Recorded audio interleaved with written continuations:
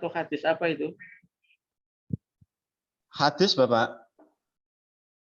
Hadis apa itu? Bunyi hadisnya bisa dibacakan? Oh, nggih. Mohon izin untuk merekam, Bapak, nggih. Monggo. Alhamdulillah. Bismillahirrahmanirrahim. An Abi Yahya Suhaib bin Sinan qala Rasulullah ajaban li amril mu'mini inna amrahu kulluhu khairu wa laysa dzalika li ahadin illa lil mu'mini in asabatu sarra min asabati sarra sakara fa kana khairan lahu wa asabatu darra sabara fa kana khairan lahu. Rawahu Muslim. Dari Abu Yahya Suhaib bin Sinan radhiyallahu anhu berkata, Rasulullah Shallallahu alaihi wasallam bersabda, alangkah mengagumkan keadaan orang yang beriman karena semua keadaannya membawa kebaikan untuk dirinya. Dan ini hanya ada pada seseorang mukmin. Jika dia mendapatkan kesenangan, maka dia akan bersyukur, maka itu adalah kebahagiaan baginya, dan jika dia ditimpa kesusahan, dia akan bersabar, maka itu adalah kebaikan baginya. Hadis riwayat. Kok mati Bapak nggih? Iya, Pak, terputus ini koneksinya. Ngapunten Pak, bisa niki diulang tadi. Oh, nggih. Bismillahirrahmanirrahim. An Abi Yahya Suhaib bin Sinan qala Rasulullah sallallahu alaihi wasallam ajaba li amril mu'minin inna amrahu kulluhu khairu wa laysa dzalika li ahadin illa lil mu'minin in asabathu sarra'u sakara fakana khairan lahu wa in asabathu dharra'u sabara fakana khairan lahu. Rawahu Muslim. Yang artinya dari Abu Yahya Suhaib bin Sinan radhiyallahu anhu berkata, Rasulullah Shallallahu alaihi wasallam bersabda, alangkah mengagumkan keadaan orang yang beriman karena semua keadaannya membawa kebaikan untuk dirinya. Dan ini hanya ada pada seorang mukmin. Jika dia mendapatkan kesenangan, maka dia akan bersyukur, maka itu adalah kebaikan baginya. Dan jika dia ditimpa kesusahan, maka dia akan bersabar, maka itu adalah kebaikan baginya. Hadis riwayat Muslim. Demikian Bapak. Ya, hadis tadi statusnya sahih, dhaif atau hasan? Sahih, Pak. Apa karakteristik dari hadis sahih itu? Hadis sahih adalah hadis yang sanadnya nyambung sampai Rasulullah dan perawinya pun sangat dipercaya, Bapak.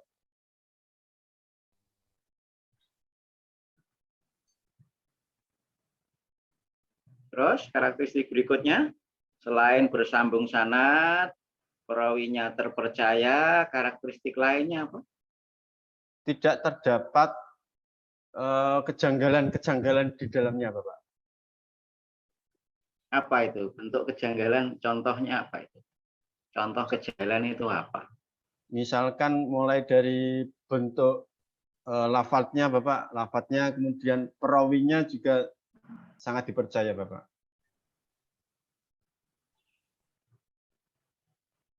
Ya. Oke, yang berikutnya menggunakan metode pembelajaran apa untuk materi tersebut? Baik, Bapak. Di RPP saya itu menggunakan problem based learning, kemudian metode pembelajaran reading guide, Bapak. Apa? Metode pembelajarannya apa? Reading guide, Bapak. Oh, reading text. Reading guide, Bapak. Tulisannya guide. Oh, reading guide. Iya. Oh ya, reading guide. Gimana penerapan dari reading guide ini? Baik, metode reading guide itu kan salah satu strategi, Pak, nggih, untuk memandu siswa melalui membaca panduan yang disiapkan oleh seorang guru dengan materi yang akan diajarkan. Kemudian Bapak Ibu guru juga menyiapkan, selain bacaan tadi, menyiapkan soal-soal, Bapak, Jadi kumpulan soal, kumpulan bacaan itu dibuat oleh Bapak Guru, kemudian dibagikan kepada siswa, kemudian didiskusikan oleh siswa, kemudian nanti setiap kelompok siswa atau kelompok diskusi itu untuk mempresentasikan Bapak. Kira-kira apa kalau materi tentang menggapai kebahagiaan, hadisnya riwayat Muslim tadi yang didiskusikan materinya tentang apa?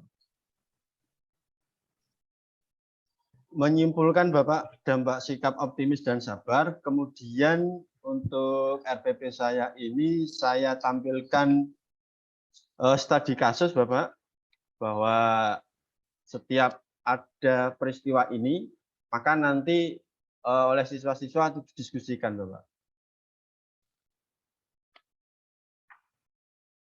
Untuk evaluasinya, mungkin bisa dijelaskan evaluasi pembelajarannya Baik, menggunakan teknik evaluasi apa? baik. Untuk evaluasi, saya menggunakan tes tertulis Bapak yang dikerjakan oleh masing-masing kelompok tadi, itu yang secara kelompok. Kemudian observasi Bapak, karena juga saya harus mengamati kemampuan siswa juga, terutama mapel Al-Quran hadis, apakah dari anak-anak ini masih ada yang belum bisa membaca Al-Quran. Karena modal utama Al-Quran hadis itu ya dasarnya harus bisa membaca Al-Quran dulu, baru bisa menghafalkan nantinya. Kalau kemampuan membaca Al-Quran juga dinilai untuk materi tadi, ayat Al-Quran apa yang dibaca oleh siswa? Hadis tadi Bapak.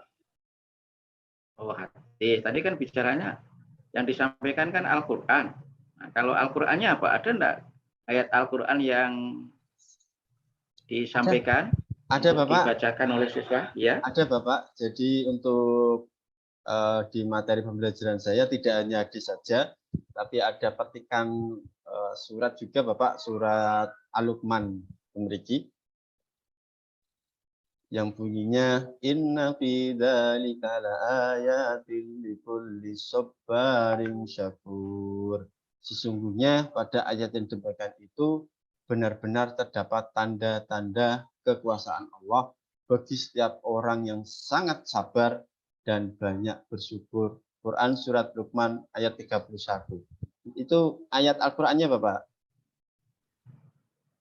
Oke, terima kasih. Sekarang berkaitan dengan materi profesional, ya. Tadi materi pedagogis, sekarang ke materi profesional.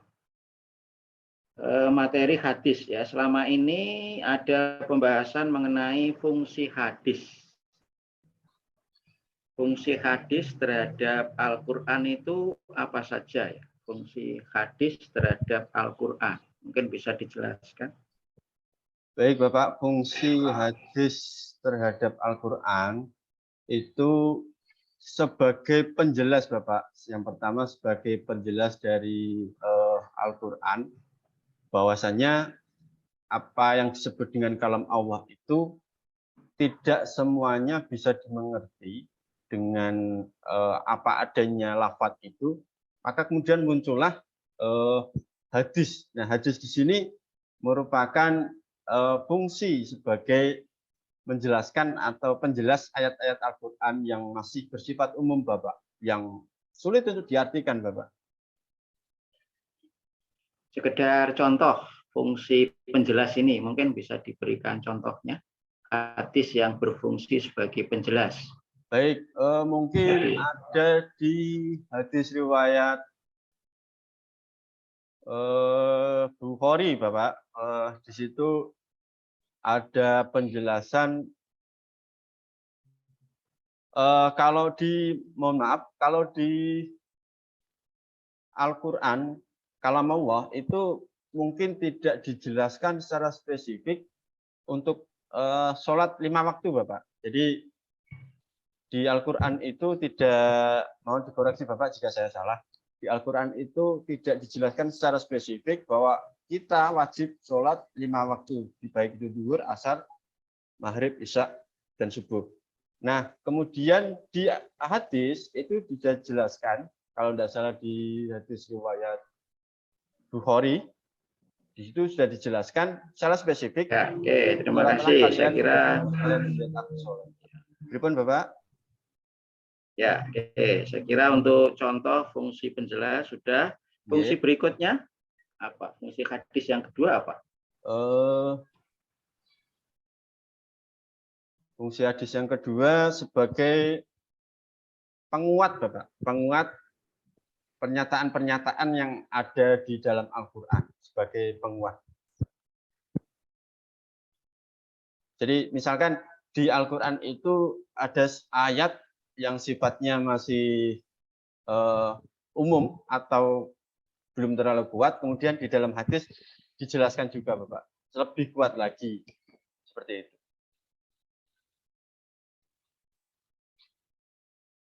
Misalnya, contohnya? Tentang masalah berpuasa, Bapak. Tentang masalah awal bulan puasa, Bapak, untuk melihat bulan itu. Oke, yang ketiga apa fungsinya? Yang ketiga sebagai penerang, Bapak, penerang apa yang dimaksud dan apa tujuan dari ayat-ayat Al-Quran itu tadi. Beda Jadi ya, penerang dengan penjelas tadi beda. beda, Bapak. Menerangkan, Bapak, mungkin kata kerjanya lebih cocok, menerangkan maksud dan tujuan ayat yang ada di Al-Quran tadi. Contohnya apa itu kalau yang sebagai penerang atau yang menerangkan? Ya, ada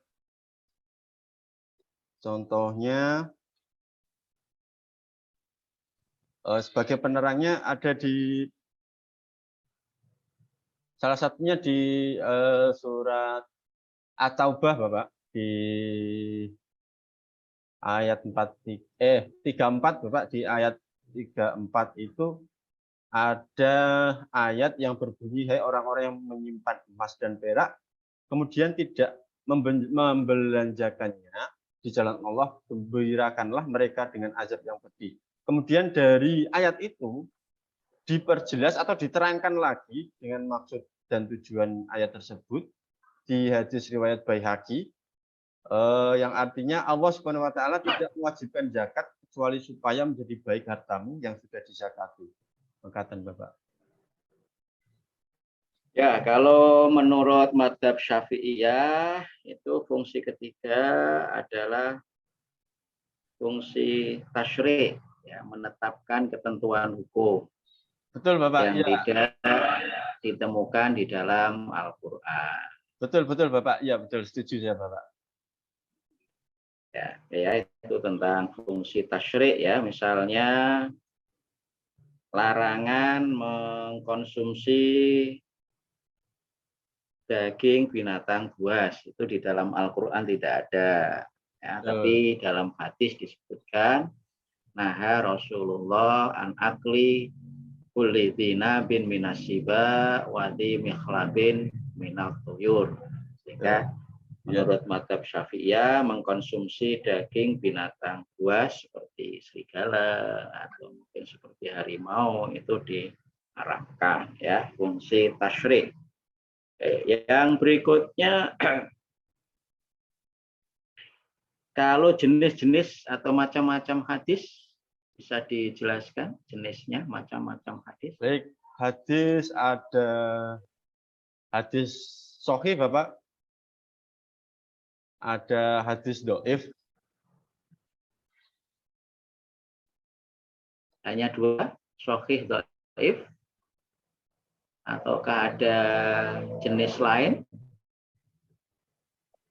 Setahu saya ada dua, Bapak.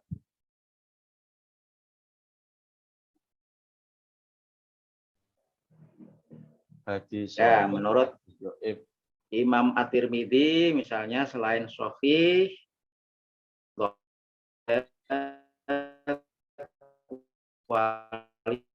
hadis ya, hadis hasan itu hadis yang kualifikasinya di bawah sahih tapi di atas dhaif ya, mungkin dari sisi daya ingat perawinya tidak sekuat hadis sahih, tetapi ya cukup baiklah daya ingat perawinya, misalnya itu kategorinya hadis hasan ya.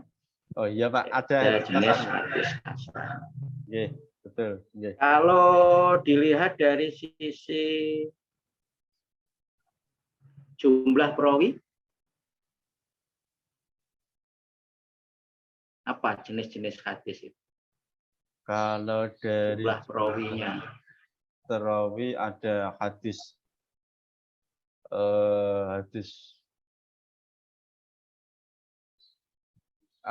termasuk hadis qauli itu Pak?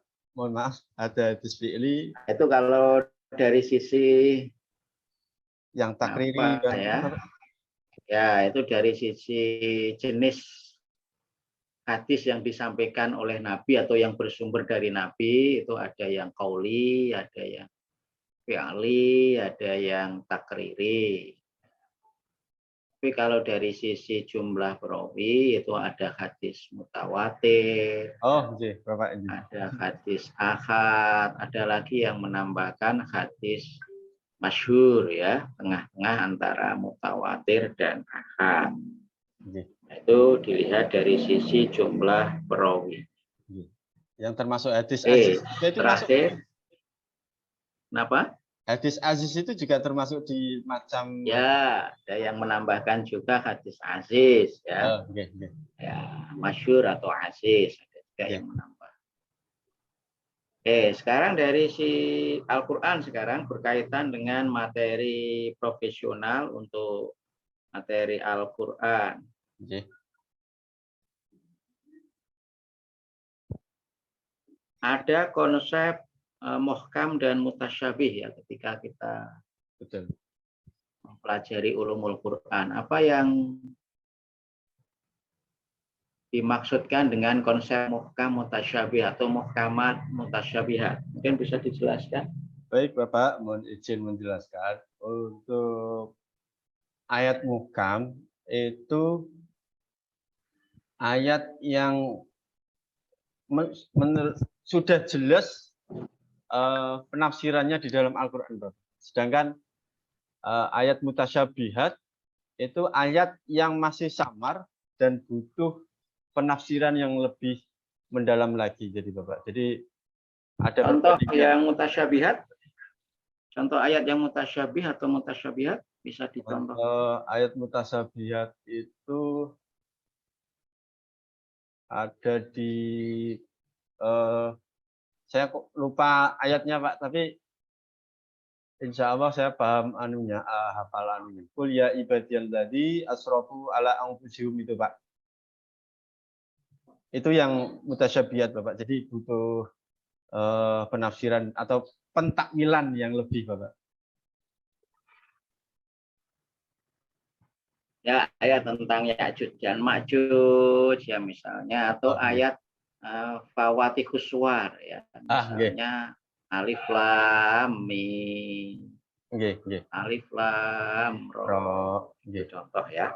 Terakhir sekarang BTQ. Bisa dituliskan surat Al-Asr, dibacakan dulu lalu dituliskan. Oh, iya Bapak. Kalau mau sering Bapak ya.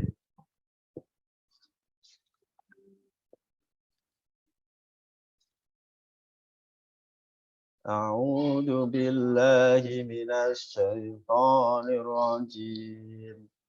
Bismillahirrahmanirrahim.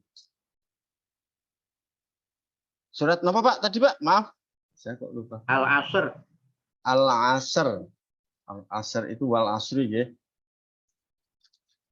Bismillahirrahmanirrahim.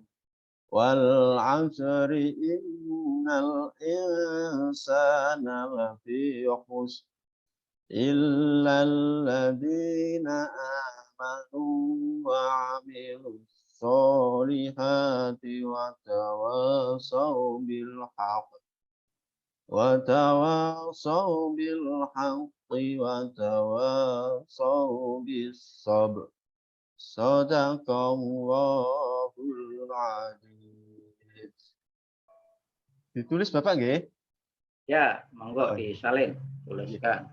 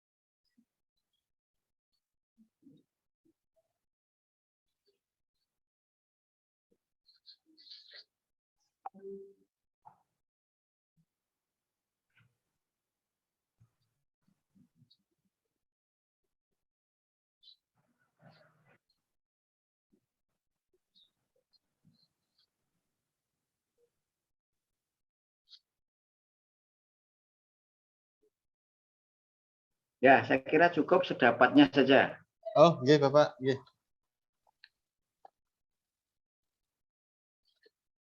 Sampun Bapak niki.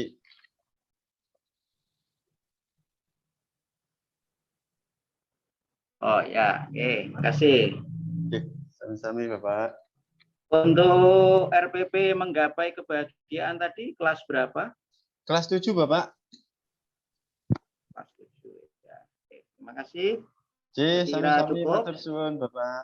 Mohon disampaikan ke urutan berikutnya ya, Pak Sabit Wafiuddin. Assalamualaikum warahmatullahi wabarakatuh. Waalaikumsalam warahmatullahi wabarakatuh.